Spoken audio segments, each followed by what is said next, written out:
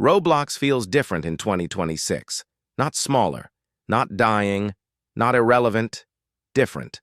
And players are starting to notice that this feeling isn't coming from one big dramatic update. It's coming from patterns, small shifts that stack over time. When people say Roblox isn't the same, they're not always being nostalgic. They're reacting to how the platform feels compared to a few years ago. Start with creativity. A few years back, when a game blew up, it usually brought something new. Maybe a mechanic nobody tried before. Maybe a strange but original concept. Even if genres repeated, the presentation felt different enough to stand on its own. Scrolling the Discover page felt varied. You could see personality in projects, not just performance-driven formulas. Now, in 2026, one brain-rot-style game trends and multiple versions appear almost instantly. Steal a brain rot mirrors the same core loop as steal a character. Escape tsunami for brain rots. Escape lava for brain rots. The formula works once, so it spreads. That's normal in gaming, but the speed and saturation feel different now. The moment something performs well, similar games flood the platform. And because the algorithm favors retention and engagement metrics, those similar games often rise too. This creates a loop. A safe concept succeeds, copies succeed, and originality becomes riskier, not impossible, just riskier. Creative developers still exist. Passion projects are still being built. Innovation hasn't disappeared. The issue might not be creation, it might be visibility. If safer formats consistently outperform experimental ones, developers naturally adapt. That's not laziness. That's survival inside an algorithm-driven ecosystem.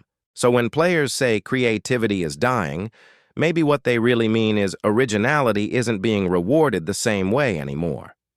The platform feels optimized for repetition instead of experimentation.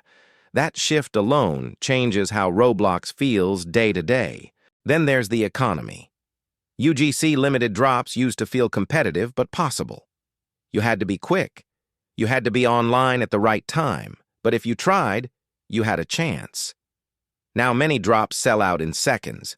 Players refresh the page at release time and the item is already gone. Moments later, resale listings appear at several times the original price. Screenshots circulate showing items relisted almost instantly. Some argue it's organized resellers preparing in advance. Others think it's simply very fast buyers. Some suspect automation, though public proof is rarely confirmed. From a system perspective, limited reselling is part of how digital scarcity works. Supply creates value. Resale creates incentive. That's the design. But design and perception are not the same thing. When the average player feels like they never even had a realistic chance, the system feels inaccessible, not broken, inaccessible, and accessibility shapes trust. If limiteds feel dominated by a small group, even if they follow the rules, the broader community disengages. Excitement turns into resignation.